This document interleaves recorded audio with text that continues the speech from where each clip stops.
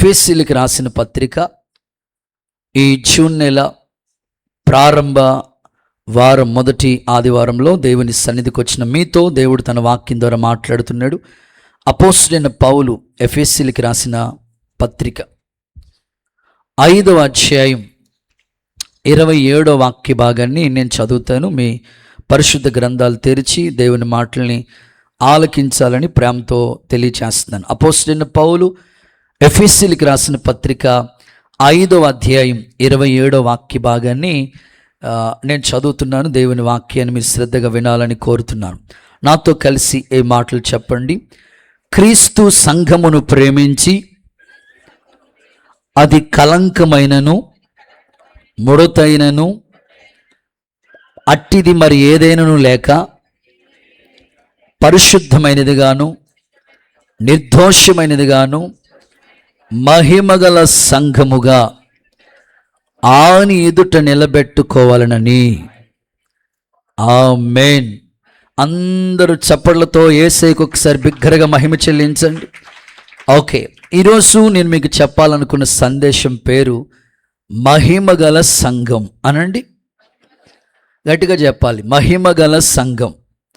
దేవుడు అపోస్తలుడైన పౌలు ద్వారా అనేకమైన మాటలు తెలియపరుస్తూ వచ్చాడు. ఇక్కడ ఎఫెసీ పత్రికకు లేఖ రాస్తూ ఇలా అంటారు, క్రీస్తు సంఘమును ప్రేమించి అది మచ్చ ఉండకూడదు, డాగు ఉండకూడదు, ఆ సంఘానికి కలంకం ఉండకూడదు. మరి ఆ సంఘం ఎలా ఉండాలని దేవుడు కోరుకుంటున్నాడు బ్రదర్ అనంటే, ఆ సంఘం మహిమగల సంఘంగా ఉండాలని దేవుడు ఆశపడుతున్నాడు. ఈ ఉదయకాలం ఈ ప్రార్థన మందిర ఆవరణానికి వచ్చి దేవుని మాటలు ఆలకిస్తున్న మీ అందరి జీవితంలో దేవుడు స్వరక్తమిచ్చి సంపాదించుకున్న సంఘం అని పిలువబడుతున్న వ్యక్తిగత జీవితం మనమే ఆయన సంఘం. పరిశుద్ధుల గుంపే ఆయన సంఘం. సంఘం అంటే గోళ్ళు, కిటికీలు, మైకులు, ఫ్యాన్లు కాదు, కానీ సంఘం అంటే పరిశుద్ధుల గుంపు. క్రీస్తు స్వరక్తమిచ్చి సంపాదించుకున్న దేవుని సొత్తైన ప్రజలు. అయితే ఈ సంఘం ఎలా ఉండాలని దేవుడు కోరుకుంటున్నాడు అనంటే, దేవుడు స్వరక్తమిచ్చి సంపాదించుకున్న ఈ సంఘం ఎలా ఉండాలని ఆయన ఆశపడుతున్నాడంటే, మచ్చ ఉండకూడదు, ఏ డాగు ఉండకూడదు, ఏ కలంకం కూడా కొంచెం కూడా సంఘానికి ఉండకూడదు. మరి ఈ సంఘం దేవుని ఎదుట నిలబడటానికి ఒక మహిమగల సంఘముగా నా ప్రార్థన, దేవుడు మాకు అప్పగించిన ఈ పరిచర్యను శక్తి లోపం లేకుండా పగలనక రాత్రనక నిద్రహారాలు మాని, తిండి తిప్పులు మాని, ఉపవాసాలతో కన్నీళ్లతో కట్టబడిన ఈ సేవ, ప్రారంభం నుంచి ఉన్న విశ్వాసులకి ఈ పరిచర్య ఎలా ప్రారంభించబడిందో తెలుసు. సో ప్రారంభించబడిన ఈ సేవ దేవుని ఎదుట నిలబడటానికి ఒక మహిమగల సంఘముగా నిలబెట్టే కృప యేసు నామములో సేవకులైన మాకు అనుగ్రహించబడునుగాక. నా ప్రార్థన, ఈ మందిరంలో కూర్చున్న ప్రతి ఒక్కరు కూడా దేవుడు మెచ్చుకునేటట్లుగా మహిమగల వ్యక్తులుగా యేసు నామములో మార్చబడుదురుగాక. నమ్మితే ఒకసారి అందరూ చప్పలు కొడుతూ ఒకసారి బిగ్గరగా మహిమ చెల్లిస్తారా? దేవుడు మీ నుంచి కోరుకుంటుంది ఏంటంటే, మహిమగల సంఘముగా నీవు నేను మన వ్యక్తిగత జీవితాలు ఉండాలి. ఈరోజు నీ ఆత్మీయ జీవితం ద్వారా దేవునికి మహిమ తీసుకొచ్చే పనులు, దేవుడు మెచ్చే స్థితిగతులు నీ వ్యక్తిత్వంలో కనబడాలని దేవుడు ఆశపడుతున్నాడు. సింపుల్గా మీకు ఇలా చెప్తే అర్థమవుతుంది. చాలామంది సంఘాన్ని గురించి మాట్లాడుతూ ఇలా అంటారు, మాది చాలా పేద సంఘం అండి, మాది చాలా చిన్న సంఘం అండి, అబ్బో మీరు చాలా పెద్ద సంఘం అండి, ఇట్లాగా మాట్లాడుతూ ఉంటారు. చిన్న సంఘమా పెద్ద సంఘమా కాదు, పల్లెటూరు సంఘమా ఇప్పుడు సిటీ చర్చా కాదు. దేవుడు కోరుకుంటుంది ఏంటంటే అది మహిమగల సంఘం అయి ఉంటే చాలు. ఆమేన్ చెప్పండి ఒకసారి. దేవుడు కోరుకున్న మహిమ ఆ సంఘం మీద ఉంటే చాలు. ప్రత్యక్షపు గుడారం అని ఉంది. దేవుడు తన ప్రజలతో మాట్లాడటానికి, దేవుడు తన ప్రజలతో నివాసం చేయటానికి నాకు ఒక పరిశుద్ధ స్థలాన్ని నిర్మించమని చెప్పాడు. ఆ పరిశుద్ధ స్థలం ఎలా ఉండాలంటే, ఆవరణం పరిశుద్ధ స్థలం, అతి పరిశుద్ధ స్థలం. ఈ ఆవరణం దగ్గరకు వచ్చినప్పటికంటే, ఆ గేట్ దగ్గరకు వచ్చినప్పటికి అక్కడ బలిపీఠం ఉంటుంది, ఇత్తడి గంగాలం ఉంటుంది. యాజకుడు అక్కడ బలి అర్పించి ఆ చేతులు కడుక్కోవడానికి గంగాలాన్ని ఉపయోగిస్తాడు. అక్కడి నుంచి ఆవరణంలోకి వచ్చిన తర్వాత బలిపీఠం దాటి, ఆవరణం దాటి పరిశుద్ధ స్థలానికి వస్తే అక్కడ ధూపవేదిక ఉంటుంది, ప్రార్థన చేసేది.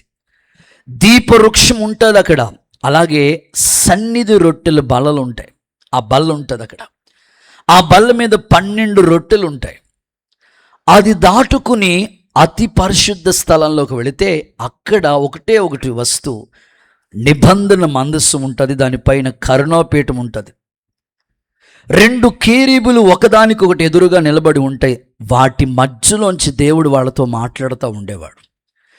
ఎప్పుడైతే దేవుడు వాళ్ళ మధ్యలోంచి, ఆ కేరుబుల మధ్యలోంచికి వచ్చి మాట్లాడుతూ ఉండేవారో, ఆ మందస్సం మీదకి మహిమ దిగొచ్చేది.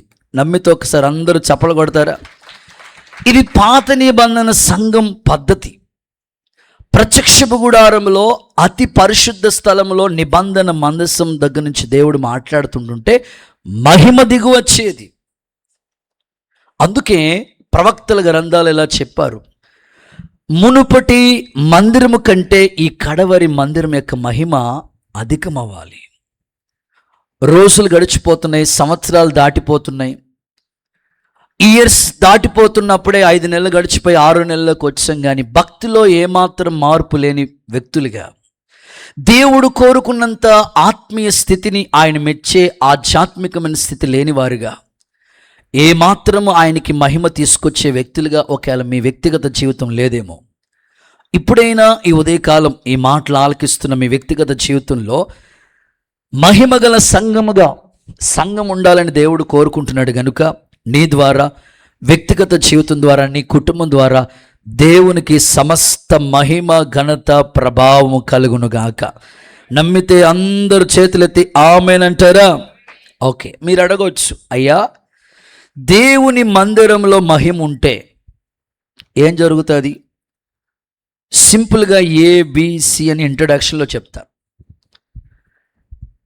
ఒక వ్యక్తి మహిమగల సంఘంగా మారాలంటే ఏం చేయాలో సబ్జెక్ట్ చెప్పే ముందు, అసలు మందిరంలో మహిమ ఉంటే ఎలాంటి కార్యాలు జరుగుతాయి అనంటే, క్రీస్తు యేసు మహిమలో మీ ప్రతి అవసరత తీరుతుంది. సింపుల్. మందిరంలోకి నీ మహిమ ఉంటే, నీ వ్యక్తిగత జీవితం నువ్వే ఒక మహిమగల సంఘంగా మారితే, నీ ప్రతి అవసరత యేసు నామములో తీర్చబడునుగాక. నా ప్రార్థన, ఈ మందిరంలో అడుగుపెట్టిన ప్రతి ఒక్కరి అవసరతలు క్రీస్తు యేసు మహిమలో తీర్చబడునుగాక. నువ్వే ఒక మహిమగల వ్యక్తిగా మారాలి. అప్పుడే నీ అవసరత, ప్రతి నీడ్ దేవుడు తీరుస్తాడు. నిజముగా మొర్రపెట్టే వాళ్ళకి ఆయన సమీపంగా ఉండేవాడు. తనకు ప్రార్థన చేసినప్పుడల్లా కృప చూపటానికి ఆయన ఐశ్వర్యవంతుడు. నీ అవసరతలు, అది ఫైనాన్షియల్ నీడ్ అయినా, స్పిరిచువల్ నీడ్ అయినా, ఏ అవసరతైనా తీర్చబడాలంటే మొదట నీవే ఒక మహిమగల వ్యక్తిగా మారాలి. సంఘం అంటే ఇవి కాదు, వ్యక్తి నువ్వే ఒక సంఘముగా కట్టబడ్డావు. ఒకవేళ నీ అవసరత తీరట్లేదంటే నువ్వింకా మహిమగల వ్యక్తిగా మారలేదు అని అర్థం. ఇప్పటి వరకు దేవుని పరిచర్యలో అడుగుపెట్టిన ఆ రోజు నుంచి ఈ రోజు వరకు, ఈ 15-17 ఏళ్ల సంవత్సరాల సేవలో ఎన్నో అవసరతలు దేవుడు ఆయన మహిమలో తీర్చుకుంటూ వచ్చాడు. నీకు ఏ అవసరం ఉన్నా, ఇప్పుడు పిల్లలు స్కూల్కి వెళ్తున్నారు, కాలేజీలో జాయిన్ అవుతున్నారు, ఎన్నో ఆర్థిక ఇబ్బందులు. సో నీ ఫైనాన్షియల్ నీడ్ కావచ్చు, నీ ఆత్మీయ అవసరతలు కావచ్చు, తీర్చబడటానికి నువ్వే ఒక మహిమగల వ్యక్తిగా మారితే, ఆయన్ని ప్రేమించే వాళ్ళకి సమస్తము సమకూడి జరిగిపోతే యేసు నామములో అలాగు జరుగునుగాక. నీవు మహిమగల సంఘముగా నువ్వు మార్చబడితే నీకు కలిగే దీవెనలు ఏంటంటే, బైబిల్ ఇలా చెప్తుంది, యెహోవా మహిమ నీ మీద ఉదయించును, జనములు నీ వెలుగులోకి వస్తారు అన్నాడు. అంటే ఒక వ్యక్తి మహిమగా మార్చబడితే ఆ వ్యక్తి దగ్గరికి ఆటోమేటిక్గా జనాలు వస్తూ ఉంటారు. ఒకసారి అందరూ ఆమేన్ చెప్పండి. మన పరిచర్యని గురించి నిజంగా యథార్థ హృదయంతో బలిపీఠం ఎదుట నిలబడి చెప్పగలిగిన మాట. అనేక ప్రాంతాల నుంచి మించు ప్రతిరోజు స్తోత్ర ప్రార్థనలో 40 ఊర్ల పేర్లు చెప్పి స్తోత్రాలు చెప్తూ ఉంటాం. ప్రతి గ్రామము నుంచి, ప్రతి పట్టణం నుంచి, ప్రతి వీధిలోంచి ప్రజలు తీసుకొస్తున్నారంటే దీనికి కారణం యెహోవా మహిమ ఈ మందిరం మీద నిలిచి ఉన్నది. ఆమేనని చెప్పండి గట్టిగా. సో ఖచ్చితంగా దేవుడు ప్రజలను తీసుకొస్తాడు. సో చివరిది సి, నువ్వే ఒక మహిమగల మందిరముగా, మహిమగల వ్యక్తిగా మార్చబడితే విరోధ భావాలన్నీ అణిచివేస్తాడు. ప్రత్యక్ష గుడారంలో మహిమ ఉంది కాబట్టే మోషేకు విరోధంగా 250 మంది బ్యాచ్లు నిలబడ్డారు. ఇప్పుడు చూస్తూ ఉంటుంటే ప్రజెంటు ఏ డిపార్ట్మెంట్లోనైనా, ఏ ఉద్యోగ స్థలమైనా ప్రతి చోట ఏదో వ్యతిరేకత కనబడుతూ ఉంది. ఉద్యోగం చేసే చోటు, స్కూల్లో పిల్లలకి, వ్యాపారం చేసే స్థలాల్లో మీరు ఎంత మంచిగా వెళదామన్నా ఏదో ఒక వ్యతిరేకత మీకు ఎదురవుతుంది. వ్యతిరేకత రాదు అని నేను చెప్పను. మోషేకే, సాత్వికుడైన మోషేకే 250 మంది వ్యతిరేకంగా నిలబడ్డారు. ఆ వ్యతిరేకంగా నిలబడిన వాళ్ళు మోషే ఎదుట నిలబడలేక ఆ మహిమ ఎప్పుడైతే దిగొచ్చిందో విరోధ భావాలన్నీ అణిగిపోయాయి. బైబిల్లో మనం చూస్తే సమాధి పెట్టలే వాళ్ళకి భూమి నెరవిడిచింది, అలాగే దిగిపోయారంట. నా ప్రార్థన, నీకు విరోధంగా నీ ఆఫీసులో, నీ విరోధంగా నీ స్కూల్లో, నీకు విరోధంగా ఎన్ని వ్యతిరేకతమైన కార్యాలు జరుగుతున్నాయో, నా ప్రార్థన విరోధంగా రూపించబడుతున్న ఏ ఆయుధము వర్ధిల్లకుండా ఉండునుగాక. నీవే ఒక మహిమగల వ్యక్తిగా మారుదువుగాక. నమ్మితే చప్పలు కొడుతూ సరే ఏసైకి మహిమ చెల్లిస్తారా? ఓ చిన్న ఉదాహరణ చెప్తాను. ఒక వ్యక్తి మహిమగా మార్చబడటానికి ఆ వ్యక్తిలో దేవుడు కోరుకుంటున్న అనుభవాలను చెప్పే ముందు ఒక చిన్న ఉదాహరణ జ్ఞాపకం చేయాలని ఆశపడతా ఉన్నాను. అదేమిటంటే, ఒక సహోదరుడు, వారి కుటుంబంలో, వారి ఫ్యామిలీలో ఒక చిన్న సహోదరి ఇంట్లో పని మనిషిగా జాయిన్ అయింది. ఇంట్లో పిల్లలకి స్నానాలు చేయించడం, వంట చేయించడం, బట్టలు వేయటం, ఇట్లా ఇంట్లో పనులని చేయటం, వంట పని చేయటం, ఇంట్లో పని మనిషిగా ఆ ఇంటిలో ఆమె పని మనిషిగా జాయిన్ అయింది. దేవుణ్ణి నమ్ముకున్న కుమార్తె, దైవికమైన భక్తి మార్గాల్లో ఎంతో ప్రతి ఆదివారం మందిరానికి వెళతాది. దేవుడు క్రమానికి కర్తని, చాలా క్రమశిక్షణ కలిగిన కుటుంబం.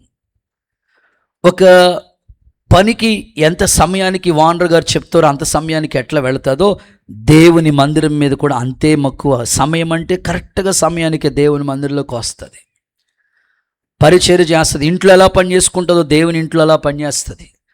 నమ్మకంగా భక్తిని కొనసాగిస్తూ దేవుని వాక్యాన్ని వింటూ నూతనపరచబడి సంపూర్ణ స్థితిలోనికి వెళ్ళటానికి దేవుడు ఆ కుమార్తెకి కృపను అనుగ్రహిస్తూ వచ్చాడు. సరే, బాగానే ఉంది, రోజులు గడుస్తూ ఉన్నాయి. ఆ అద్దింట్లో పనిచేస్తున్నప్పుడు వానర్ గారు ఆ కుమార్తె కుటుంబాన్ని గమనిస్తూ ఉన్నాడు. ఎలా గమనిస్తూ ఉన్నాడంటే, ఒకరోజు వాళ్ళ ఇంట్లో బంగారాన్ని, వీళ్ళు ఎంత నమ్మకస్తులో కాదో, వీళ్ళు దేవుడు నమ్ముకున్నారు అంటున్నారు కదా అనుకుని వాళ్ళ టేబుల్ మీదే కేజీ బంగారం ఉంటుంది ఆ యొక్క ఇంట్లో. ఎందుకంటే ఆవిడ ఒంటి మీదే ఉంటుంది 1/2 కేజీ. దేవుడికి స్తోత్రం కలుగునుగాక. జాగ్రత్తగా తీసుకెళ్ళి ఆ టేబుల్ మీద పెట్టాడు. ఎట్లాగా వీళ్ళు ఎలా ఉంటారో చూద్దాం అనుకుని.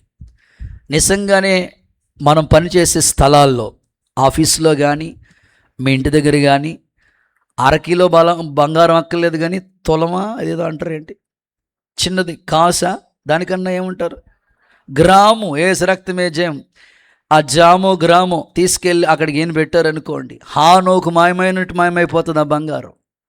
ఇక అది సొంత ఇల్లే కావచ్చు, హానోకి ఎట్లాగ మాయమైపోయి అలా మాయమైపోతుంది అన్నమాట. ఆ కేజీ బంగారం అక్కడ ఉన్న, వడ్డానాలు అక్కడ ఉన్న, ఏమి అస్సలు దాని వైపు చూడలేదు. సాధారణంగా ఇంట్లో పనిచేసేవాళ్ళు 4 గదులు తుడవాలంటే, మనకైతే 4 గదులు తుడవాలంటే 20 నిమిషాలు పడుతుంది, వాళ్ళకి 4 నిమిషాలు ఈజీగా తుడిచేస్తారు. అంత ఈజీ మాట వాళ్ళకి. ఎప్పుడు తుడిచేస్తారో తెలియదు, అయిపోతుంది అన్నమాట. ఇట్లాగా తర్వాత కావాలనే డబ్బు కూడా తీసుకొచ్చి ఆ టేబుల్ మీద పెట్టాడు. చూస్తూ ఉంది, తనకి ఏమి పట్టించుకోలేదు, అన్ని పనులు చేసుకుంది, యథావిధిగా తన మందిరానికి వెళ్ళిపోయింది. మరలా వచ్చింది, మరలా సాయంకాలం పని చేయడానికి వచ్చింది. ఆ ఓనర్ గారు అడుగుతున్నారు, అమ్మా నేను నీ ముందు బంగారం పెట్టాను, కనపడలేదా? ఎందుకు కనపడలేదండి? ఎందుకు ఆశ ఉండదండి, మేము మనుషులవేనండి బాబు. అయితే మేము నమ్ముకున్న దేవుడు గొప్పోడండి, నీ పొరుగు వారిది ఏది ఆశించొద్దు అని ప్రభు చెప్పాడు. తీసుకోవాలని ఆశ నాకున్న వాక్యం నాకు గుర్తొచ్చింది కనుక పొరుగు వారిది ఏది ఆశించకూడదు. సరే, వెంటనే అలా ఆ వాక్యానికి నేను కట్టుబడ్డానండి. డబ్బులు నా కళ్ళ ముందే కనబడ్డాయి. ఒక్కసారి ఆ డబ్బులు పట్టుకెళ్తే ఇక 10 సంవత్సరాలు ఏ పని చేయకుండానే అద్భుతంగా కాలు మీద కాలేసి కూర్చుంటే 10 సంవత్సరాలు గడిచచ్చు. కానీ నా దేవుడికి అది నచ్చదు. నీ పొరుగు వారిది ఏది ఆశించొద్దు అన్నాడు ప్రభువు. అందుకని ఆ వాక్యం నాకు గుర్తొచ్చిందయ్యా. ఆ రోజు నుంచి ఈ రోజు వరకు ఇతరులది ఏది నేను ఆశించలేదు. వెంటనే ఆ ఇంటి ఓనర్ గారు అంటారట, అమ్మా నువ్వు నమ్ముకున్న దేవుడు, నువ్వు వెళుతున్న మందిరం ఎంత పద్ధతిగా ఇంత క్రమంగా ఉంటే, సో నిజంగా నిన్ను చూశాను. దేవుడు ఎలా ఉంటాడో నాకు తెలియదు, కానీ నిన్ను చూసిన తర్వాత దేవుడు ఎంత గొప్పవాడో నాకు అర్థమైంది. నేను కూడా నీతో పాటు వస్తానని చర్చకొచ్చాడంట ఇంటి ఓనర్ గారు. స్తోత్రం. ఎందుకు ఈ సందర్భాన్ని నేను మీకు గుర్తు చేశానంటే, నిజంగా మహిమగల సంఘముగా పిలువబడుతున్న మనము దేవుణ్ణి మహిమపరిచేవారుగా, సమాజంలో దేవుడికి నీ ద్వారా మహిమ తీసుకొచ్చేవాళ్ళుగా, నీ వ్యక్తిత్వాన్ని బట్టి, నీ క్రియలను బట్టి, నీ యొక్క బిహేవియర్ని బట్టి దేవుడికి మహిమ వచ్చే వ్యక్తిగా యేసు నామములో మహిమగల సంఘముగా మీరు మార్చబడుదురుగాక. రైట్. ఇప్పుడు నా ప్రశ్న, సంఘము ఎప్పుడు మహిమగల సంఘంగా మారుతుంది? సంఘము ఎప్పుడు మహిమగల సంఘంగా మార్చబడుతుంది అనే ప్రశ్న మీరు నోట్ చేసుకుంటే ఒక 5 విషయాలు చాలా త్వరితంగా, వేగంగా, ఫాస్ట్గా చెప్పుకుంటూ వెళతాను. సంఘాన్ని దేవుడు ఎప్పుడు, సంఘం అంటే మరలా చెప్తున్నాను, కిటికీలు, గుమ్మాలు, ఫ్యాన్లు కాదు, చాపలు కాదు, ఈ కెమెరా, లైవ్, పాటలు ఇవి కాదు. నీవే, నీ వ్యక్తిగత జీవితమే, నీ పర్సనల్ లైఫే. నీవే ఒక సంఘముగా దేవుడు నిన్ను కట్టాడు, పరిశుద్ధమైన వ్యక్తిగా మార్చాడు. ఇప్పుడు ఈ సంఘము మహిమగల సంఘంగా మారాలంటే ఎప్పుడు మహిమగల సంఘంగా మార్చబడుతుందో ఒక 5 మాటలు మీకు జ్ఞాపకం చేస్తాను. చదవండి. మొదటి మాట, రోమీయులకు రాసిన పత్రిక 8వ అధ్యాయం. రోమీయులకు రాసిన పత్రిక 8వ అధ్యాయం 17 and 18 వచనాలు చదవగా విందాం.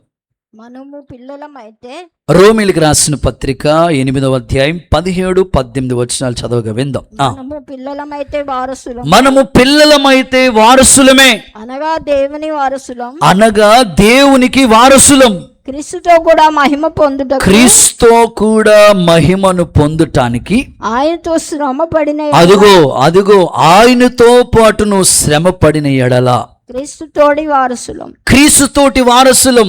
మన ఎడల ప్రత్యక్షం కాబోయే మహిమ ఎదుట ఇప్పటి కాల శ్రమలు ఎన్నతగినవి కావు.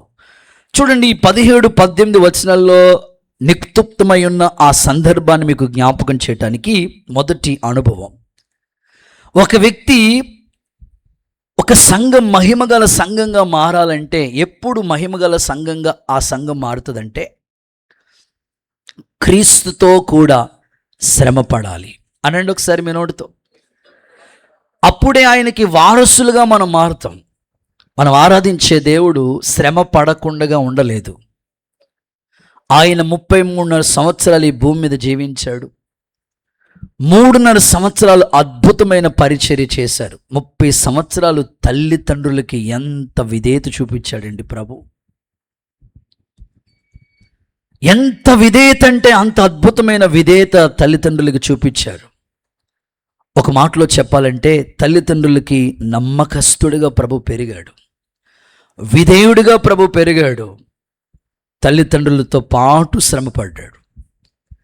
ఇక 3.5 సంవత్సరాలే సేవ. ప్రపంచంలో ఇప్పటికీ కూడా యేసుక్రీస్తు ప్రభు చేసిన 3.5 సంవత్సరాల సేవ ఎంత అద్భుతమైన పాఠం నేర్పిస్తుందంటే అంత అద్భుతమైన పాఠం. ఒక వ్యక్తి జీవితం ఇంత మోడల్గా ఉండాలా అనడానికి యేసుక్రీస్తు ప్రభు జీవితమే ఒక మంచి మాదిరి. పగలంతా కూడా ఆయన సువార్త పని చేస్తూ ఉండేవాడు, శ్రమ పడుతూ ఉండేవాడు. రాత్రంతా ప్రభువు ఒలీవ కొండ దగ్గరికి వెళ్ళి గెత్సేమనే తోటలో రాత్రంతా ప్రార్థనలు గడుపుతూ ఉండేవారు. ఇక సిలువ దగ్గరికి వస్తే సిలువ శ్రమ, ఎంతగా నలగొట్టబడ్డాడు. యెరూషలేము నడివీధుల్లో 39 కొరడాలు, 1 తక్కువ 40 కొరడా దెబ్బలు. సిలువ మ్రానును మోసుకుంటా వెళుతూ ఎంత శ్రమపడ్డాడు ఆయన. ఒక వ్యక్తి జీవితం శ్రమ పడకుండా మహిమగా మార్చబడలేరు. శ్రమ లేకుండా మహిమ లేదు. మహిమ పరచబడటానికి నువ్వు శ్రమ పడకుండా మహిమను పొందుకోలేవు. ఈ ఉదయకాలం ఆరాధనలకు వచ్చిన మీ అందరితో దైవజనుడిగా నేను చెప్పే మాట, క్రీస్తుతో పాటు శ్రమ పడటానికి ఏ వ్యక్తి అయితే ఇష్టపడతాడో ఆ వ్యక్తి జీవితం నిజంగానే మహిమకరంగా, మహిమగల సంఘముగా ఆ వ్యక్తి మార్చబడతాడు. భౌతికంగా ఎవరి కుటుంబం కోసం వాళ్ళు కష్టపడతా ఉంటారు, ఎవరి ఫ్యామిలీ కోసం వాళ్ళు రాత్రింబగళ్ళు కష్టపడతారు. డ్యూటీలు, ఓటీలు, అమ్మో క్షణం తీరికలేదు, దంపుడు ఆదాయం లేదు, అంత బిజీగా కష్టపడతారు. కానీ దేవుని కొరకు శ్రమ పడటానికంటే అందరూ తమ సొంత పనులు చేస్తూ ఉంటారు. బైబిల్లో చేపలు దేవుని పని చేసినాయండి, కాకి దేవుని పని చేసింది, పావురం, చెట్లు ఇవన్నీ దేవుని పనిచేసి దేవునికి మహిమకరంగా జీవించినప్పుడు దేవుడు రక్తమిచ్చి కొనబడిన నీ వ్యక్తిగత జీవితం క్రీస్తుతో పాటు శ్రమ పడటానికి ఆ మనస్సును ఆయుధంగా ధరించుకునే కృప దేవుడు నీకు ఇచ్చునుగాక. చూడండి, లేఖనాల్లో ఈ మాట మీకు చదివిస్తాను. పరిశుద్ధ గ్రంథమైన బైబిల్లో పేతురు రాసిన మొదటి పత్రిక 4వ అధ్యాయం మొట్టమొదటి వచనాన్ని మీరు చూస్తే, క్రీస్తు శరీరమందు శ్రమపడిన గనుక మీరు అట్టి మనస్సును ఆయుధంగా ధరించుకొనండి. అంటే క్రీస్తు శ్రమపడే మనసు ఆయుధంగా మీరు ధరించుకోండి అని పేతురు గారు తన పత్రికలో చెప్తున్నాడు. ఈ ఉదయకాలం దేవుని మందిర ఆవరణలో కూర్చున్న మీరందరూ క్రీస్తు కొరకు శ్రమ పడగలిగితే ఖచ్చితంగా మీ వ్యక్తిగత జీవితాలు యేసు నామములో మహిమకరంగా మార్చబడునుగాక. గట్టిగా ఆమేనని చెప్పండి. అదే పేతురు గారు ఇలా అంటారు, కొంతకాలం మీరు శ్రమ పడితే ఆయనే మిమ్మల్ని లైఫ్లో స్థిరపరచబోతున్నాడు. కొంతకాలం మీరు ప్రభుతో పాటు శ్రమ పడితే, బైబిల్ ఇలా చెప్తుందండి, శ్రమ నొందుట నాకు మేలాయెను. ఇప్పటి కాల శ్రమలు ఎన్నతగినవి కావు అని చెప్పారు.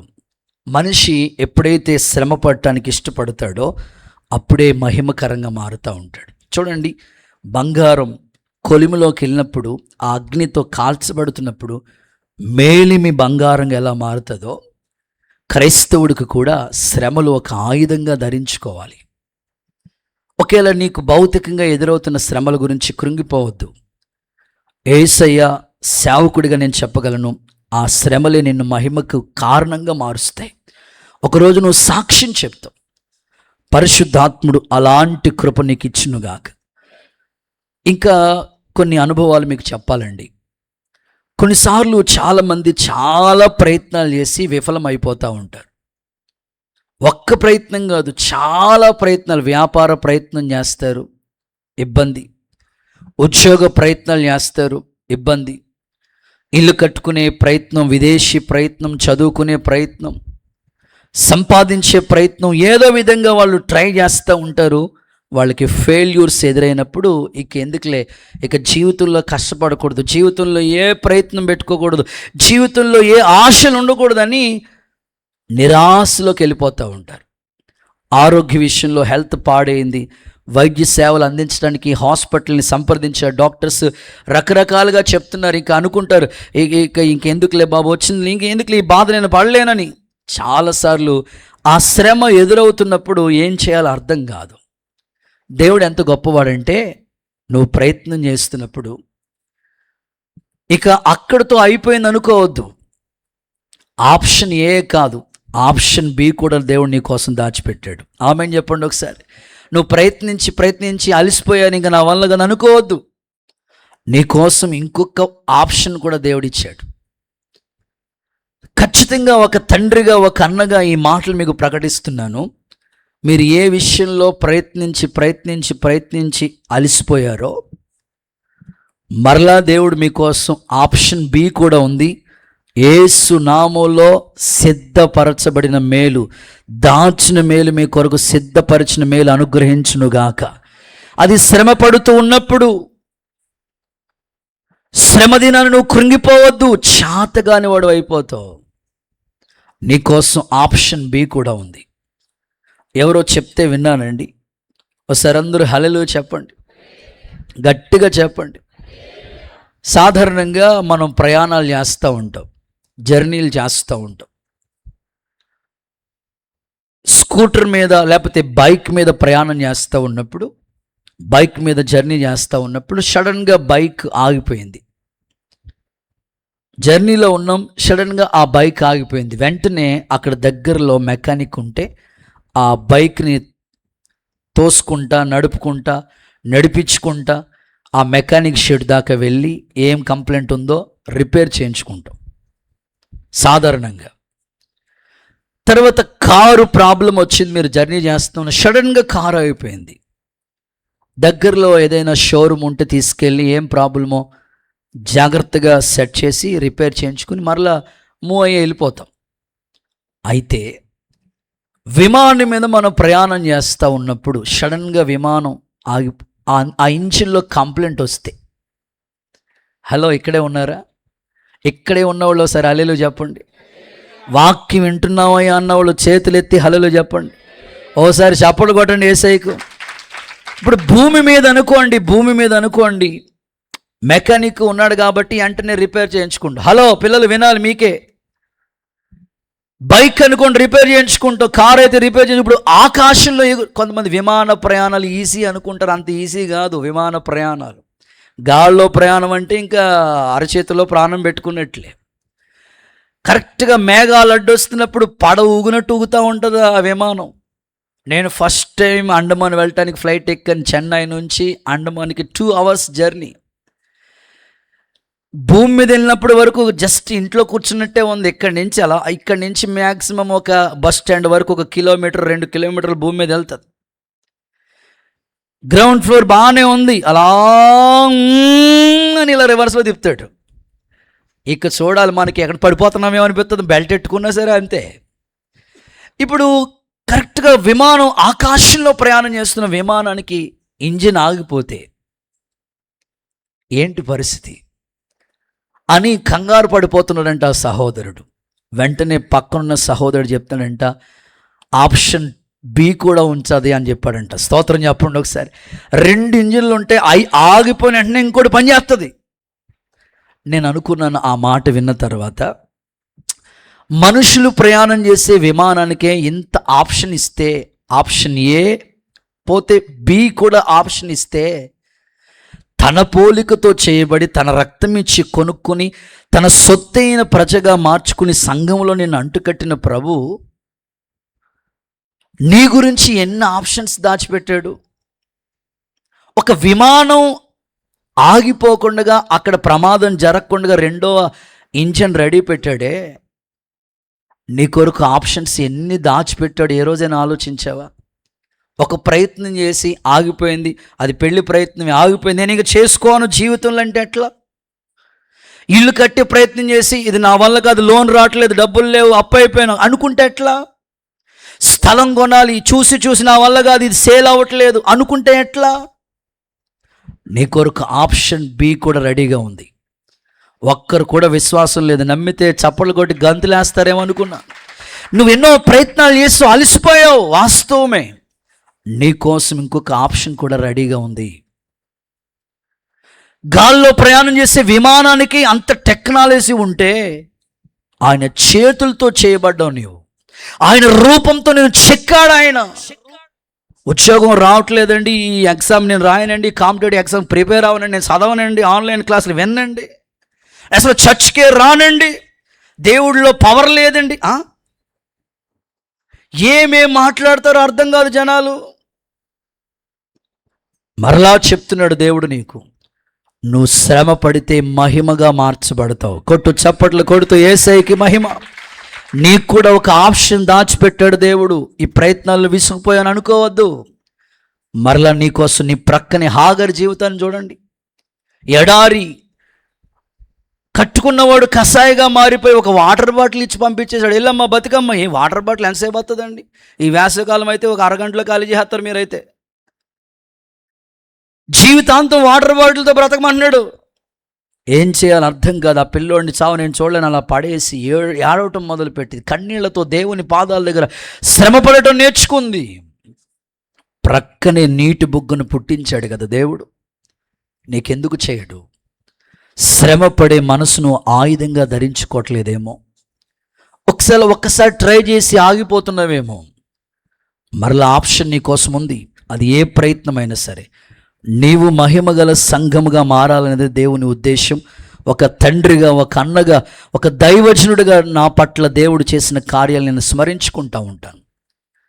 ఎన్నో ఆప్షన్స్ మన ఎదుట దేవుడు ఇచ్చాడు. వాటిని సరైన రీతిలో సద్వినియోగం చేసుకోండి. మీరే మహిమగల వ్యక్తులుగా మార్చబడతారు. అలాంటి కృప మీకు విస్తరించునుగాక. సెకండ్ పాయింట్ 2, రెండవది, సంఘము ఎప్పుడు మహిమగల సంఘంగా మారుతుంది? రెండో మాట చదవండి. కొలస్సీ పత్రిక 3వ అధ్యాయం 2 నుంచి 4 వచనాలు. 2, 3, 4 పైనున్న వాటి మీదనే గాని భూ సంబంధమైన వాటి మీద మనసు పెట్టు. అస్సలు భూ సంబంధమైన వాటి మీద నువ్వు మనసు పెట్టొద్దు. ఎలయనగా మీరు మృతి పొందితిరి. ఎలయనగా మీరు మృతి పొందారు. మీ జీవం క్రీస్తుతో కూడా, మీ జీవము క్రీస్తు కూడా లేపబడి ఉన్నది, దాచబడి ఉన్నది.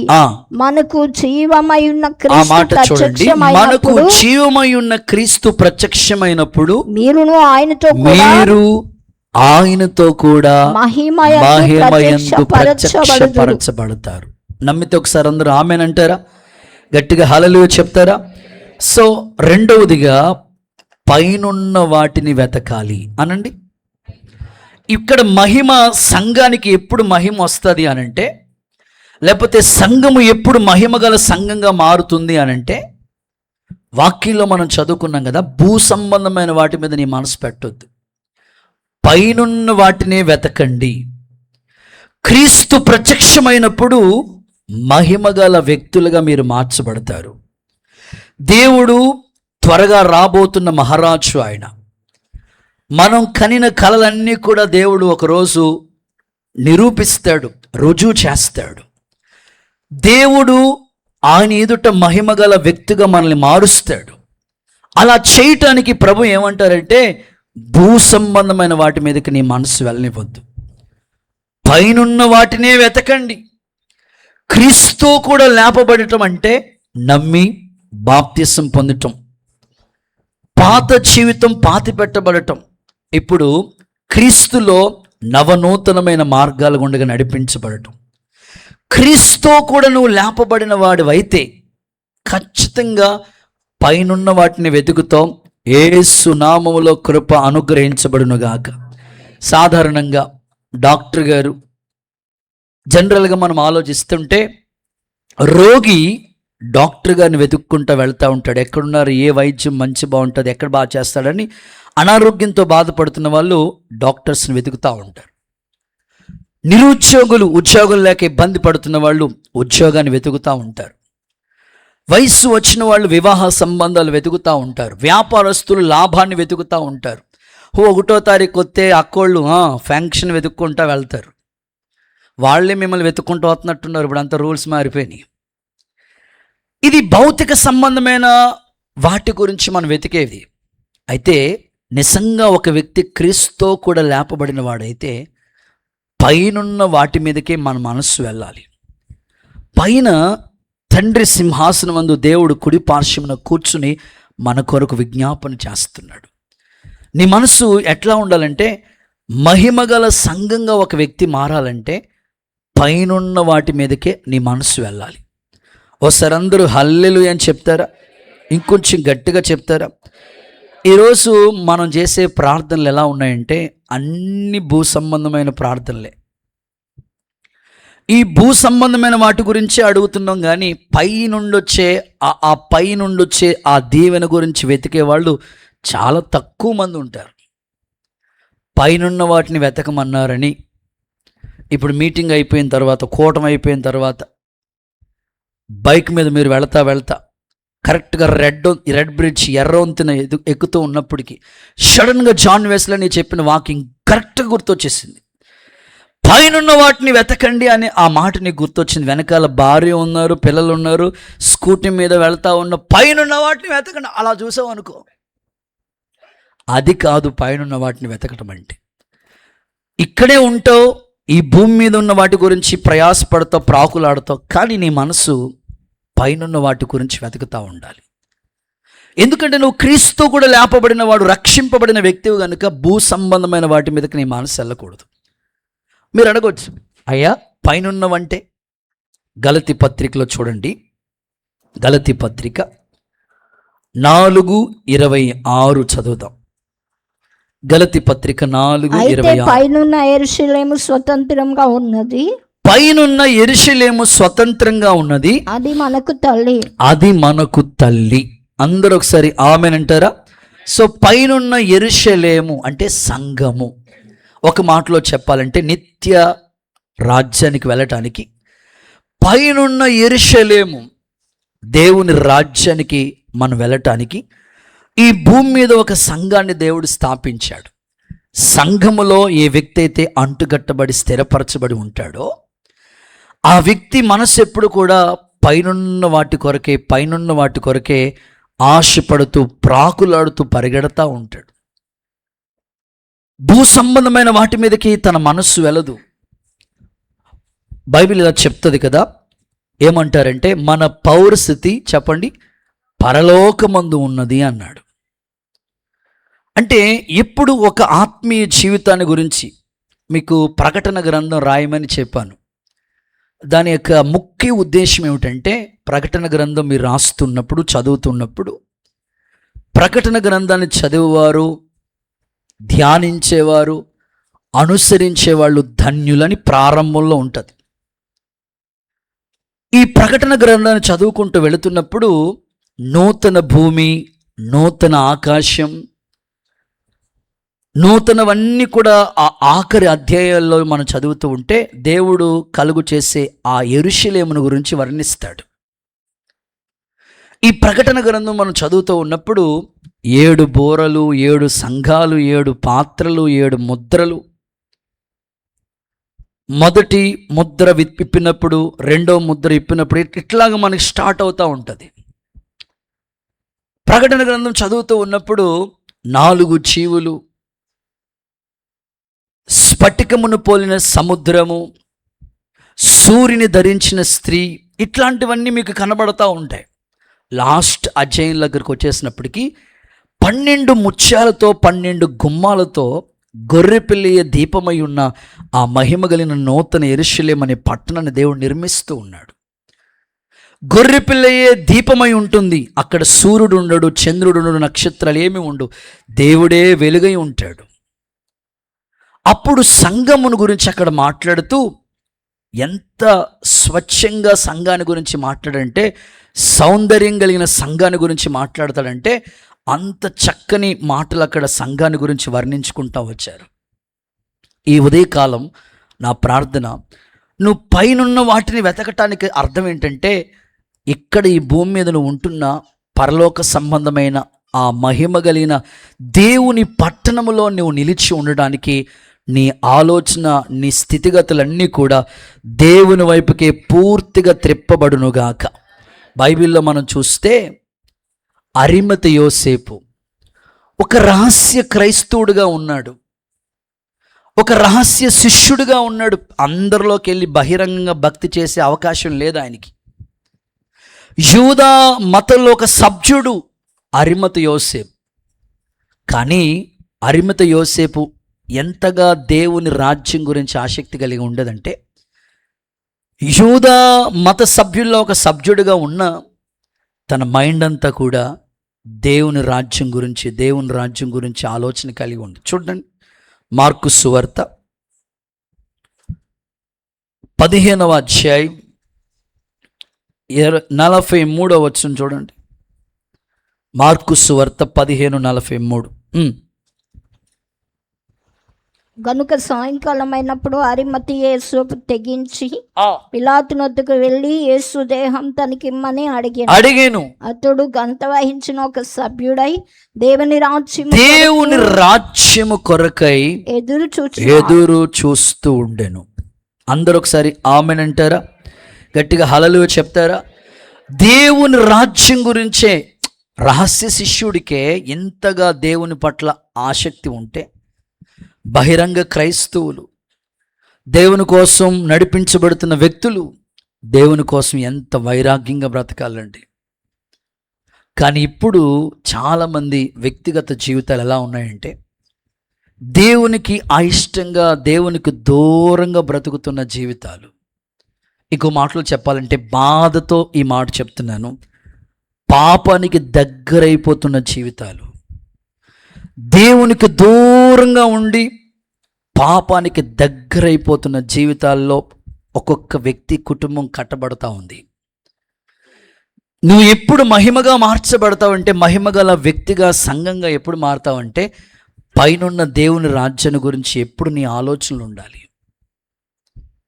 కానీ చాలా భూ సంబంధమైన వాటి నిమిత్తమే ఈ రోజున యూత్ పరిస్థితి ఎలా అయిపోయిందంటే, యూత్ పిల్లలు, చదువుకునే పిల్లలు చదువు మీద వాళ్ళ మనసు పెట్టట్లేదు.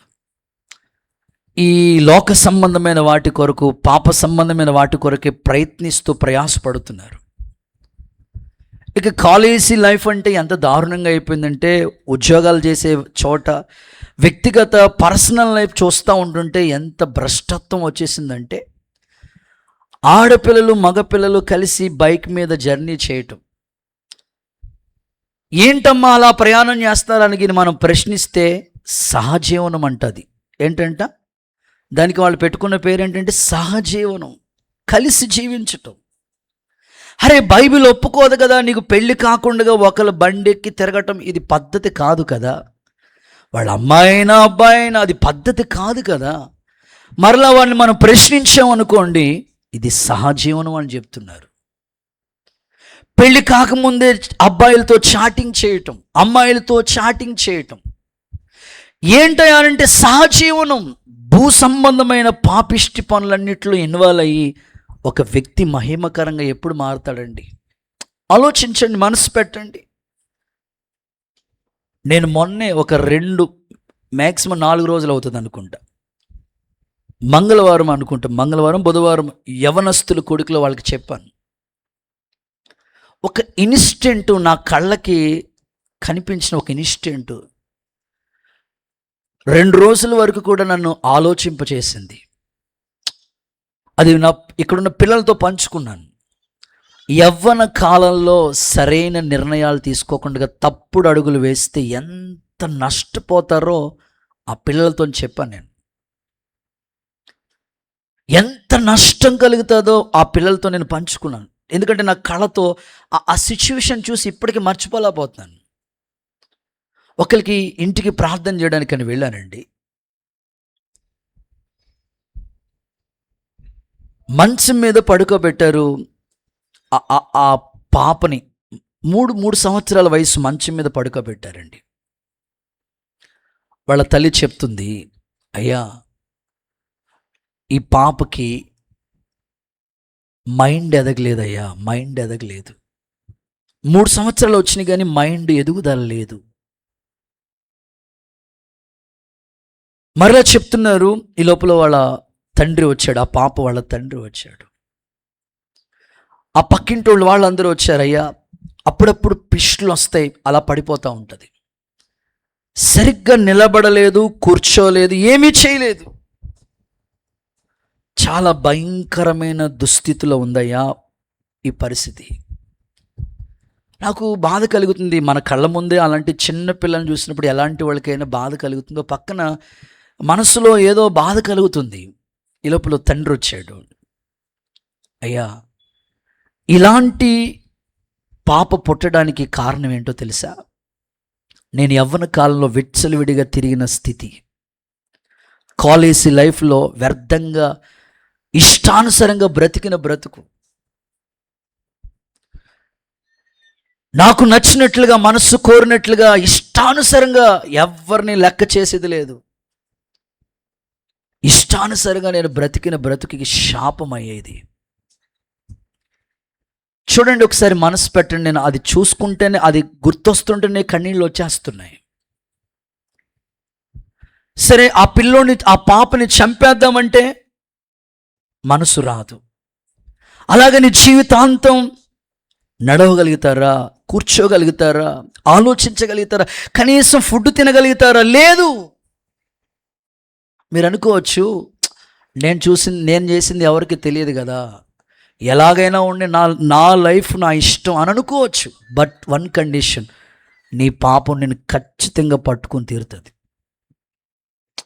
అది నీకు తెలియదు. అందుకే సేవకుడిగా నీ మనోనేత్రాలు వెలిగించబడాలని చెప్తున్న పిల్లలతో చెప్తున్న నీ మాటలు. పైనున్న దైవికమైన భక్తికి సంబంధించిన మనసు రావట్లేదు, కానీ భూ సంబంధమైన వాటి మీద నీ మనసు ఉంటుంది. చివరికి ఆ పాపం నిన్ను పట్టుకుంటుంది. ఈరోజు పాపం వల్ల వచ్చి ఉచిత మరణం. అందుకే తల్లిదండ్రులని హెచ్చరిస్తున్నారు, అందుకే సేవకుల్ని గద్దిస్తున్నారు. అయినా నీకు ఏమి మారు మనసు లేకుండా, స్థిరత్వం లేకుండా విచ్చలవిడిగా తిరుగుతున్నావంటే ఒకసారి మనసు పెట్టు. ఈరోజైనా సరే ఆ పాపపు సంబంధమైన స్థితిలోంచి విడుదల పొంది దేవునికి ఇచ్చే ఆ మహిమను మనం పొందుకోవటానికి అరిమతు యోసేపులాగా దేవుని రాజ్యాన్ని గురించి ఆలోచించే శ్రేష్టమైన కృప యేసు నామములో మీకు అనుగ్రహించబడునుగాక. 3 కొరింథీయులకు రాసిన 2వ పత్రిక 3వ అధ్యాయం 7-8 వాక్యాలు చదవగా విందాం. ఒక వ్యక్తి ఎప్పుడు మహిమగా మార్చబడతాడు, మహిమగల సంఘంగా మారుతాడు. కొరింథీయులకు రాసిన 2వ పత్రిక 3వ అధ్యాయం 7-8 వాక్యాలు భక్తులు చదువుతారు, విందాం. అక్షరము చంపును గాని ఆత్మ జీవింప చేయును. మరణ కారణమగు పరిచర్య, మరణానికి కారణమైన పరిచర్య రాళ్ల మీద చెక్కబడిన అక్షరాలకు సంబంధించింది. మహిమతో కూడినది ఆయను. అక్షరాలతో రాయబడిన రాళ్లతో చెక్కబడిన ఆ పరిచర్య మహిమకరంగా మారింది. అందుకే మోషే ముఖం చర్మం ప్రకాశించినందున ఆ మహిమ తగ్గిపోవునదైనను. ఓకే, ఇశ్రాయేలు అతని ముఖం తేరి చూడలేకపోయారు. ఇశ్రాయేలీయులు ఆయన ముఖాన్ని చూడలేకపోయారు. ఇట్లుండగా ఆత్మ సంబంధమైన పరిచర్య ఇంకెంత మహిమ గల పరిచర్యగా ఉండాలి. గుడ్. ఈ 2 రిఫరెన్స్లు మనం చదువుతూ ఉన్నప్పుడు దీనికి ఇంకో కోడ్ వాక్యం కూడా మీకు చెప్తాను. నిర్గమకాండంలోకి రండి. మోషే దగ్గర జరిగిన అనుభవాన్ని మీకు, ఇది పౌలు గారు కొరింథీ సంఘాన్ని చెప్పారు, కానీ నిర్గమకాండంలో జరిగిన మాట 34వ అధ్యాయం 29-30 వచనాలు నోట్ చేసుకోండి, చదువుతారు. మోషే సీనాయి కొండ మీద దిగుచుండగా శాసనములు గల ఆ 2 పలకలు చేతిలో ఉన్నాయి, తీసుకుని దిగుతా ఉన్నాడు. అతడు ఆ కొండ దిగుచుండగా, ఆ కొండ దిగుతూ ఉండగానే అతనితో మాట్లాడుచున్నప్పుడు ఆ ముఖ చర్మం ప్రకాశించిన అతని ముఖాన్ని చూడలేక ఇశ్రాయేలీయులు అహరోను ముఖాన్ని చూడలేకపోయారంట. ముఖ చర్మం ప్రకాశించిందంట. మహిమగా మార్చబడిన అనుభవాలు. సో 3వదిగా ప్రార్థన చేయాలి. మోషే రాళ్ల మీద ఆ నిబంధన పలకలు 2 పలకలు ఇచ్చాడు కదా, దీని మీద 10 ఆజ్ఞలు, దీని మీద 10 ఆజ్ఞలు రాసి ఉన్నాయి కదా. ఆ 10 ఆజ్ఞల గురించి మనం చదువుతూ ఉన్నప్పుడు మోషేకి ఈ 10 ఆజ్ఞలు రాసి ఇవ్వటానికి మోషే ఏం చేశాడంటే, కొండ మీద 40 రాత్రింబగళ్ళు దేవునితో ముఖాముఖిగా మాట్లాడిన అనుభవం మోషేకుంది. ఎప్పుడైతే ఆ రాత్రింబగళ్ళు దేవునితో గడిపి ఆ ప్రార్థన అనుభవాన్ని కలిగి ఉన్నాడు మోషే, ఆ కొండ దిగొచ్చే లోపలనే ఇశ్రాయేలు ప్రజల కింద అహరోను ఉన్నారు, ఆయన ముఖాన్ని చూడలేకపోయారు, ఎందుకంటే మహిమకరంగా ఉంది ఆయన ముఖం, ప్రకాశించే స్థితిలో ఉన్నాడు ఆయన. కారణం ఒకటే, 40 రాత్రింబగళ్ళ దేవునితో ఏకాంతంగా గడిపిన ఆ ప్రార్థన అనుభవం. ఈరోజు ఒక సేవకుడిగా నేను మీకు చెప్తున్నాను, మీ జీవితాలు, మీ వ్యక్తిత్వాలు, మీ కుటుంబాలు మహిమగల సంఘంగా మారటానికి దేవుడు ఏమని కోరుకుంటున్నాడంటే, మీ ఇంటిలో, మీ కుటుంబంలో ఎప్పుడు ప్రార్థన అనే ఆయుధాన్ని మీరు కలిగి ఉంటే మీ కుటుంబాలు యేసు నామములో మహిమకరంగా మారునుగాక. నమ్మితే ఒకసారి ఆమేనండి, గట్టిగా హల్లెలూయా చెప్పండి. చాలామంది ఎగ్జామ్స్కి వెళ్ళేటప్పుడు పిల్లలు అద్భుతంగా ప్రార్థన చేస్తారు. ప్రభా ఏమనుకోకండి ప్రభా, తప్పైపోయింది ప్రభా, దేవా నా నాలెడ్జ్ నువ్వే ప్రభా, నాలో ఉన్నది కూడా నీవే ప్రభా, ఈ ఎగ్జామ్ కూడా నువ్వే రాసుకో ప్రభా. అసలు వాళ్ళ ప్రార్థన వింటేనే మనకి మతిపోతూ ఉంటుంది అన్నమాట. అసలు ఎగ్జామ్కి వెళ్ళినప్పటికి ఎంత భక్తి వచ్చేస్తుందో, ఎంత భయం వచ్చేస్తుందో, అబ్బా ఎంత వణుకో, కరెక్ట్గా ఎంత టయానికి వచ్చేస్తారో, అంత సీరియస్ భక్తిలో కనబడదు. సో నిజంగా నేను చెప్పగలిగిన మాట, నీ ప్రార్థన జీవితం నిన్ను మహిమకరంగా మారుస్తుంది. మోషే దేవునితో గడిపిన అనుబంధం, ఆత్మీయ స్థితి. చాలామంది అనుకుంటారు ఆ దేవుని మందిరంలో అంత అవసరం అంటారు, ఉపవాస ప్రార్థనలు అంత అవసరం అంటారా, సహవాస కూటాలు అంత అవసరం అంటే కాదు. దేవుని సన్నిధిలో ఒక్క దినము గడిపితే చెప్పండి, అది దేవునితో నువ్వు ఏ కార్యక్రమాలైనా నువ్వు పాలు పంపులు పొందితే ఆ ప్రార్థన నేను మహిమకరంగా మార్చేస్తుంది. ఒక వ్యక్తికి వ్యక్తిగత ప్రార్థన ఉండాలండి, పర్సనల్ లైఫ్. ఖచ్చితంగా పర్సనల్ లైఫ్లో పర్సనల్ ప్రేయర్ ఉండాలి, ఏకాంతంగా దేవునితో గడిపే అనుభవం ఉండాలి. మరొక అనుభవం చెప్పాలంటే, కుటుంబ ఆరాధన లేని కుటుంబాలు నిజంగా కూలిపోతాయట. సాతానుగాడికి నిజంగానే నిలయాలుగా మారిపోతాయంట. ఏ ఇంట్లో కుటుంబ ఆరాధన జరగట్లేదో ఆ ఇంటి మీద సాతాను విలయతాండం చేస్తాడు. అందుకే ప్రతి రాత్రి సాయంకాల సమయాల్లో 7 to 8, 8 to 9 గంటైనా మీ ఇంట్లో కుటుంబ ఆరాధన జరగాలి. ప్రతి ఉదయం స్తోత్ర ప్రార్థన జరగాలి. బైబిల్లో భక్తులందరూ కూడా ప్రార్థన ద్వారానే కార్యాలు పొందుకుని వాళ్ళ జీవితాలు మహిమకరంగా మారాయి. ఫర్ ఎగ్జాంపుల్, దానియేలు ఉన్నాడా, ప్రార్థన చేయకూడదని జీవం వచ్చినా సరే ముమ్మారు మోకాళ్ళలోని ప్రార్థించే అనుభవం దానియేలుకు ఉంది. అందుకే ప్రధాన మంత్రి స్థానంలో అతడు కూర్చున్నాడు. దావీదున్నాడా, ఉదయం, మధ్యాహ్నం, సాయంకాలం, రోజుకి 3 సార్లు ప్రార్థన, 7 సార్లు స్తుతి ఆరాధన. వాళ్ళ జీవితాలు అంత మహిమకరంగా ఉండడానికి కారణం దేవునితో వాళ్ళకున్న అద్భుతమైన అనుబంధం. ఒకసారి అందరూ హల్లెలూయా చెప్పండి, ఇంకొంచెం హుషారుగా చెప్పండి, గట్టిగా హల్లెలూయా అంటారా. పాటలు పాడే వాళ్ళకి గిఫ్ట్లు ఉంటాయి. ఇదిగో వాక్యం చదివిన వాళ్ళకి, వాక్యం రాసిన వాళ్ళకి గిఫ్ట్లు ఉన్నాయి, కానీ ప్రార్థన చేసిన వాళ్ళకి ఎవరో గిఫ్ట్లు ఎవరు. దేవుడిస్తాడమ్మా మీకు గిఫ్ట్. గట్టిగా ఆమేన్ చెప్పండి. అసరహస్యమందు చూస్తున్న తండ్రి నీకు ప్రతిఫలం ఇస్తాడు. నీ కన్నీళ్లు ఆయన కవిలలో రాసుకుంటాడు. నీ ప్రార్థన ఏది వృధా కాదు. త్వరగా నీ ప్రార్థనలన్నీ దేవుని సంధికి జ్ఞాపకార్థంగా చేరునుగాక. నీ ప్రార్థనకి ప్రతిఫలము దొరుకునుగాక. ఎన్నో కుటుంబాల్లోనండి భర్తలు మారలేదు, అత్తలు మారలేదు, మామయ్య వాళ్ళు మారలేదు, ఇంట్లో వాళ్ళు మారలేదు. ఆ కుటుంబాల్లో ప్రార్థన చేయటం మొదలుపెట్టారు. ఆటోమేటిక్గా వాళ్ళ కుటుంబాలు రక్షింపబడుతూ వచ్చాయండి. దేవునికి స్తోత్రం. ప్రార్థన ఎప్పుడు వృధా చేయడు దేవుడు. కొంతమంది వెరైటీ ప్రార్థనలు ఉంటాయి. ఒక్కసారి హల్లెలూయా చెప్పండి. వెరైటీ ప్రార్థనలు. ఒక కుర్రోడు దేవుని మందిరానికి వచ్చి ఇలా ప్రార్థన చేసుకున్నాడట, ప్రభువా నాకు ఒక మంచి జాబ్ ఇస్తే నీకు రుణపడి ఉంటాను ప్రభువా. రుణపడి ఉంటావా, రుణం తీరుస్తావా? నీకు రుణపడి ఉంటాను ప్రభువా అన్నాడట. భక్తుడా నీకు ఏ ఉద్యోగం కావాలో కోరుకో అన్నాడట దేవుడు. ఆప్షన్ కూడా ఆయనే కోరుకుంటున్నాడు. ప్రభువా నేను ఉద్యోగం చేసే చోటు ఏసీ రూమ్ ఉండాలి, స్తోత్రం కలుగునుగాక. నేను చేసే ఉద్యోగం ప్లేస్ ఏసీ రూమ్ ఉండాలి ప్రభు, ఏసీ ఉండాలి. అంత మాత్రమే కాదు, ఆ ఏసీ రూమ్ నిండా డబ్బులు ఉండాలి, స్తోత్రం చెప్పండి. డబ్బు ఉండాలి ప్రభువా. నేను ఉద్యోగం చేసినా చేయకపోయినా నన్ను ఎవ్వరు అడగకూడదు. ఎంత భలే ఉంది కదా. ఏదో ఒకసారి చెప్పండి, ఎలాంటి ఉద్యోగం అమ్మ మీరు కూడా కోరుకుంటున్నారు పిల్లలు? ఏసీ రూమ్లో జాబ్ అట, ఆ జాబ్ చేసిన రూమ్ అంతా డబ్బు ఉండాలంట, ఏమి చేసినా చేయపని ఎవరు ప్రశ్నించకూడదండి. ఇప్పుడు ఉంటున్న ఉద్యోగాలు చేసే వాళ్ళ పరిస్థితి ఎట్లా అంటే ఎవరు ఏం అడగకూడదు, ఏం అనకూడదు.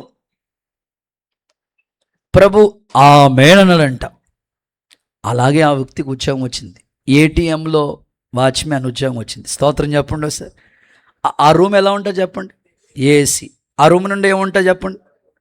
ఎవరైనా అడుగుతారా వాచ్మ్యాన్ని ఎక్కడికి వెళ్ళావేంటి అడుగుతారా? నేను చెప్పేది ఏంటంటే నీ ప్రార్థన బట్టే నీకు దేవుడు ఇస్తాడు. ఇప్పుడు యేసయ్య చూడండి ఒకసారి, లోకాసు వార్త 9:29. యేసయ్య ప్రార్థన అనుభవం చూడండి ఒకసారి, 9:29 లోక. యేసయ్య ప్రార్థన అనుభవం ఎలా ఉంది? ఆయన ప్రార్థన చేయుచు ఉండగా ఆయన ముఖరూపం మారేను, ఆయన వస్త్రములు దగదగా మెరిసెను, రూపాంతరము చెందెను. హల్లెలూయా చెప్పండి. ఇప్పుడు ఎత్తైన కొండ మీదకి మోషే, ఏలియాల కొండ మీద ఆల్రెడీ ఉన్నారు. అదే కొండ మీదకి ఈ రూపాంతర అనుభవం చెందిన ఆ కొండ మీదకి దేవుడు పేతురు, యాకోబు, యోహాను ఇలా ముగ్గురిని తీసుకెళ్ళాడు. వినాలి, బాగా వినాలి మీరు. ఎప్పుడైతే అక్కడ తీసుకెళ్ళాడో, ఆ మహిమను చూపించాడో, ఆ మహిమ ఎదుట శిష్యులండి బోర్ల పడిపోయారు. బోర్ల పడిపోయిన పరిస్థితి. కానీ అక్కడ ఏలియా ఉన్నాడు కదా, అక్కడ మోషే ఉన్నాడు కదా అదే కొండ మీద. వాళ్ళు ఎందుకు పడిపోలేదు బ్రదర్ అంటే వాళ్ళకి మోకాళ్ళ ప్రార్థన అనుభవం ఉంది. ఆమేన్ చెప్పండి. ప్రార్థన ఉన్నవాడు జీవితంలో పడిపోకుండా దేవుడు ఎప్పుడు కాపాడుతూ ఉంటాడండి. జారిపోకుండా ఆ ప్రార్థన ప్రొటెక్షన్గా ఉంటుంది, అగ్ని ప్రాకారంగా ఉంచుతాడు దేవుడు. ప్రార్థన లేకుండా ఉన్న వ్యక్తి జారిపోయే అవకాశాలు ఉన్నాయి, తొలగిపోయే అవకాశాలు ఉన్నాయి. అందుకే శిష్యులకి ఆ పాఠం చెప్పాలని ఆ ఎత్తైన కొండ మీదకి తీసుకెళ్ళి ఆ మహిమను దేవుడు కనపరిచాడు. ఈ రోజుల్లో మీ కుటుంబాల్లో మీ ఇల్లు చక్కని ప్రార్థన చేసే చోటుగా యేసు నామములో మార్చబడునుగాక. ఈ దేవుడి దయ వల్ల మే నెల నుంచి జూన్ 12 వరకు కూడా చాలా పెళ్ళిళ్ళు చేస్తూ ఉన్నాం. చాలా పెళ్లి సంబంధాలు, చాలామంది కుటుంబాల్లో దేవుడు కార్యాలు చేసి త్వరగా వాళ్ళకి పెళ్ళిళ్ళ సంబంధాలు సెట్ చేశాడు. ప్రతి ఒక్కరూ అమ్మాయిలంటే మన మందిరం నుంచి షమ్మ ఆడబడుసులు అనుకోండి, స్తోత్రం చెప్పండి, ఇక్కడి నుంచి వాళ్ళ అత్తోరింటికి వెళ్తున్నారు.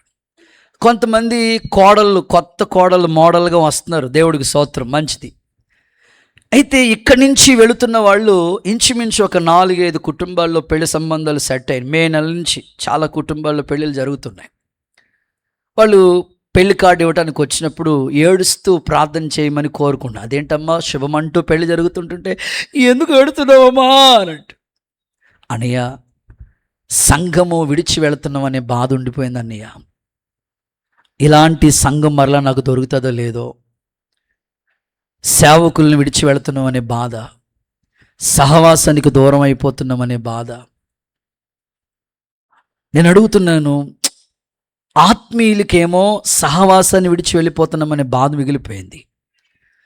అనేకులకి అన్నీ ఉండి ప్రార్థన చేసుకొని సహవాసం విలువలు తెలుసు కూడా సహవాసంలో ఉండలేని స్థితిలో ఉండటం ఎంత బాధ అండి. దేవుడు స్వరక్తమిచ్చి సంపాదించుకున్న సంఘాన్ని నీకు చక్కని స్వాస్థ్యంగా సహవాసంగా నీకు ఇచ్చాడు కదా. సంఘ సహవాస ప్రార్థన ఎప్పుడు నువ్వు దూరం అవ్వకూడదు. యేసయ్య నేను మహిమగల వ్యక్తిగా మార్చునుగాక. ఇక చివరి 2 మాటలు రెఫరెన్స్లు ఇచ్చి ముగిచేస్తాను. 4వది ఎఫెసీ పత్రిక 5:27. ఎఫెసీ పత్రిక 5:27. క్రీస్తు సంఘమును ప్రేమించి మత్సైనను డాగైనను కలంకమైనను మహిమగల సంఘంగా ఉండునట్లు తన ఎదుట నిలబెట్టుకున్నటకు వాక్యముతో ఉదక స్నానము చేత పవిత్రపరిచి అప్పగించుకొనెను. చాలు. 4వదిగా వాక్యముతో పరిశుద్ధపరచబడాలి. నాతో కలిసి చెప్పండి, వాక్యముతో, గట్టిగా చెప్పాలి, వాక్యముతో పరిశుద్ధపరచబడాలి. గట్టిగా హల్లెలూయా. దేవుని పిల్లలు ఎప్పుడు కూడా ప్రతి వారం దేవుడు నీతో వాక్యం ద్వారా మాట్లాడతాం. ప్రతి ఉపవాస కూడికలో నీతో మాట్లాడతాడు, ప్రతి సహవాస కూడికలో దేవుడు మాట్లాడతాడు. దేవుని వాక్యం విలువ ఎంత గొప్పదంటే, ఉదక స్నానం, మచ్చ లేకుండా, డాగు లేకుండా, కలంకం లేకుండా ఒక మహిమ గల సంఘంగా మార్చడానికి వాక్యము చేతనే నిన్ను పరిశుద్ధపరుస్తూ ఉంటాడు. మిమ్మల్ని ప్రకటన గ్రంథం రాయమని ఎందుకు చెప్పానంటే, కనీసం మీరు రాస్తున్నప్పుడైనా ఆ వాక్యం మీ గుండెల్లో నాటుకుంటే చాలు. కనీసం మీరు ఆ వాక్యాన్ని చదువుతున్నప్పుడైనా ఆ వాక్యం యొక్క విలువ మీరు గ్రహిస్తే చాలు. ఆ వాక్యమే మిమ్మల్ని దేవుని ఎదుట నిలబెడుతుంది. వాక్యమే సంఘాన్ని మహిమకరమైన సంఘంగా మార్చేది. అందుకోసం వాక్యాన్ని ఎప్పుడూ మనం స్మరిస్తా, వాక్యం చేత పరిశుద్ధపరచబడతా ఉండాలి. పౌలు గారు సంఘాన్ని పవిత్రపరచడానికి వాక్యం చేతనే ఉతికి ఆరేసి ఇస్త్రీ చేసి అంత అద్భుతంగా కట్టాడు సంఘాన్ని. ఈరోజు ఈ సహవాసంలో అంటుకట్టబడిన మీరు ఎక్కడ మరక లేకుండా, మచ్చ లేకుండా, డాగు లేకుండా యేసు నామములో మహిమగల సంఘంగా మార్చబడుదురుగాక. వాక్యం యొక్క విలువ ఎంత గొప్పదో ఒక చిన్న ఉదాహరణ మీకు చెప్తా. మీ పిల్లలు స్కూలు రీఓపెనింగ్ జూన్ 12 మాస్టర్ గారు స్కూలు ఎండలో వచ్చినాయని సెలవులు ఇచ్చారు. ఇంకానే ఏమో తెలియదండి, మళ్ళీ వచ్చేస్తాయి సెలవులు. ఫస్ట్ రోజు స్కూల్కి జూన్ 12 స్కూల్ రీఓపెనింగ్. ఖచ్చితంగా సార్లు మాస్టర్లు అందరూ వెళ్ళాలి. పిల్లలు వచ్చిన రాపోయినా, మాస్టర్లు గారు మాత్రం ముందు వెళ్ళాలి. అక్కడ స్కూల్లో టీచర్ గారు మాత్రం ముందు ఉండాలి స్కూల్కి. ఫస్ట్ రోజే చాలామంది పిల్లలు స్కూల్కి వెళ్ళిపోయి, ఫస్ట్ రోజు అసలు మానకూడదు, వెళ్ళిపోవాలి. ఫస్ట్ రోజు స్కూల్కి వెళ్తే జీవితాంతం స్కూల్లో ఉంటారంటే అదొక పోనీ వెళ్ళిపోయారు, మంచిది. కొంతమంది పిల్లలు ఏం పర్లేదులే, మాస్టరే రావడం, నేను వెళ్ళాలేటి అని మానేసి అలా ఇంట్లో కూర్చుంటారు.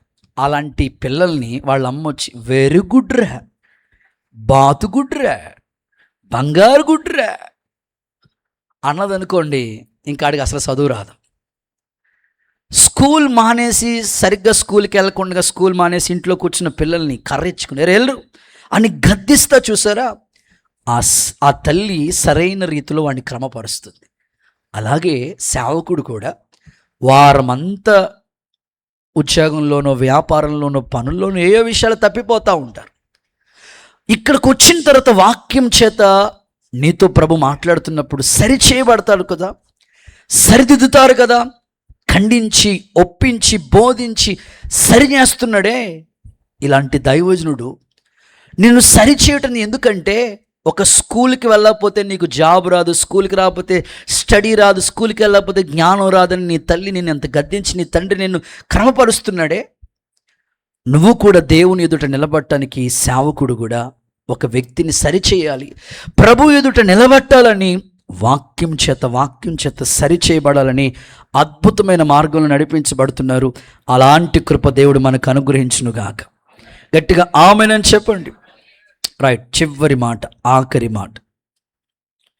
కొరింథీయులకు రాసిన 2వ పత్రిక 3వ అధ్యాయం 18వ వాక్యం చదువుకుని ప్రార్థన చేసుకుందాం. మనం అందరమును ముసుగులేని ముఖముతో, కొరింథీయులకు రాసిన 2వ పత్రిక 3వ అధ్యాయం 18వ వచనం, మనమందరం ముసుగులేని ముఖముతో ప్రభు యొక్క మహిమను అద్దం వలె ప్రతిఫలింప చేయొచ్చు. మహిమ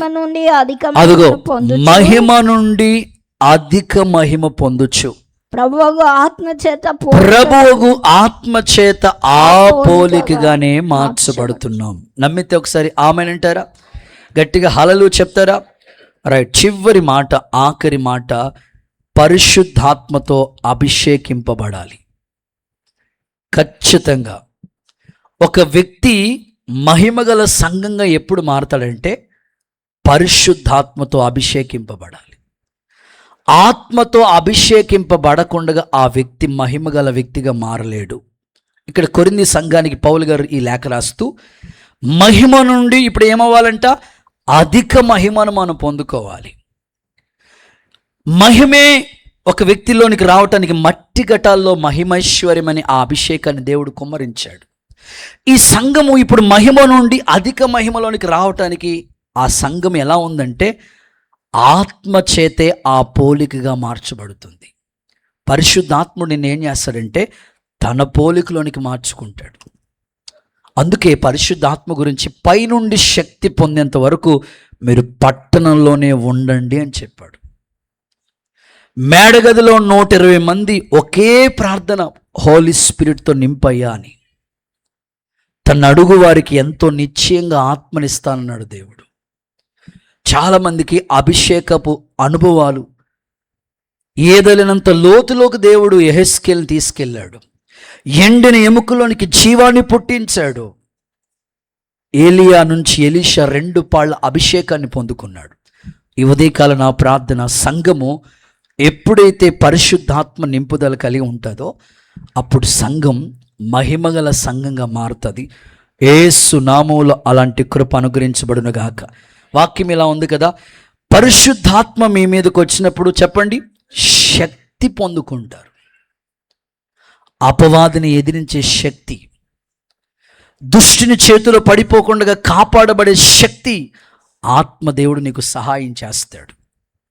నీకు ఇలా చెప్తే ఇంకా బాగా అర్థమవుతుంది. హోలీ స్పిరిట్, పరిశుద్ధాత్మను గురించి ఒక చిన్న ఉదాహరణ. చేతులు తొక్కసారి ఆమేన్ అంటారా?